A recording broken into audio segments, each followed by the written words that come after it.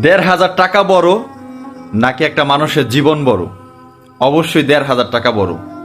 অনেকে এখন বলবেন, ভাই আবল তাবল কি বলতেছেন, আপনি পাগল হয়ে গেছেন কিনা? না ভাই, আমি পাগল হইনি।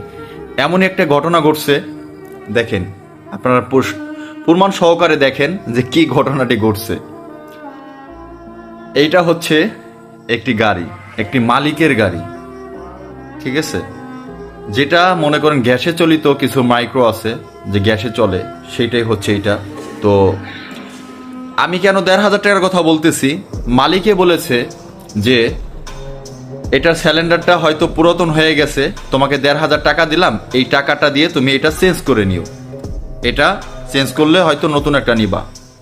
তো আমাদের সমাজে বর্তমানে কিছু কিছু ড্রাইভার আছে, আমি সমস্ত ড্রাইভারদের বলবো সেটা না, কিছু কিছু ড্রাইভার আছে যে তারা কি করে জানেন, তারা কামায় মাত্র ২০০ টাকা, ৫০০ টাকা, ১০০০ টাকা, তারা খরচ করে প্রতিদিন ২৫০০ টাকা।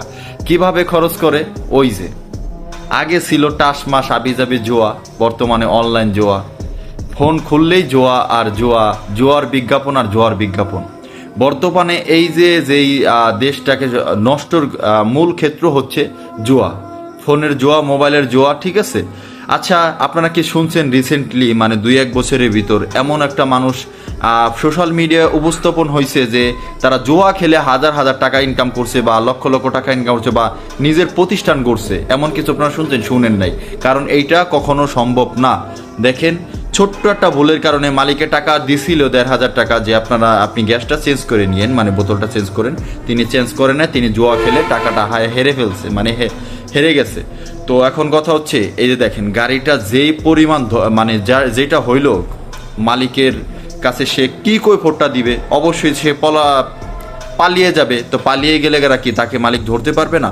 অবশ্যই তাকে ধরবে, ধরার পর অবশ্যই তার নামে হয়তো মামলা হবে। এবং কি এটা তো শুধু তার উপর রিস্ক না, আরও ২-৪-৫টা জীবনের উপর রিস্ক।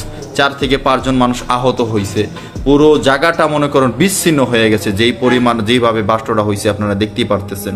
আচ্ছা, এটা থেকে আমাদের সকলের একটা শিক্ষা নেওয়া উচিত যে আমাদের গ্যাস চালিত যত গাড়ি আছে, আমাদের কিছু ড্রাইভার ভাইয়েরা আছেন যারা যারা আমার এই ভিডিওটা দেখবেন, অবশ্যই তারা সতর্ক হবেন এবং মানে আপনারা বারবার চেক করবেন যে গ্যাস সিলিন্ডার ঠিক আছে কিনা, এবং যদিও নর্মাল হয়ে থাকে বা পুরাতন হয়ে থাকে অবশ্যই চেঞ্জ করে নেবেন বা চেঞ্জ করবেন।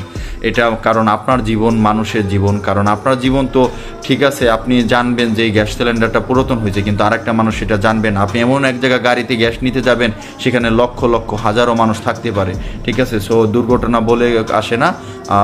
তাই আমি ড্রাইভার ভাইদের উদ্দেশ্য বলবো, ভাইয়ারা আপনারা সতর্ক হয়ে চলবেন। যদি গ্যাস সিলিন্ডার পুরাতন থাকে অবশ্যই চেঞ্জ করে নেবেন, আর সবাই সতর্ক হবেন, আর জুয়া থেকে সবাই অন্তত বিরতি থাকেন।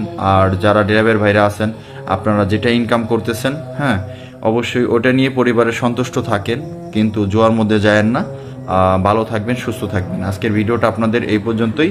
দেখেন যে গ্যাস সিলিন্ডার বাস্ট হয়ে কি পরিমাণ ক্ষতি হইল, মালিকেরও ক্ষতি হইল এবং ওই স্থানেরও ক্ষতি হইল। ধন্যবাদ, ভালো থাকবেন।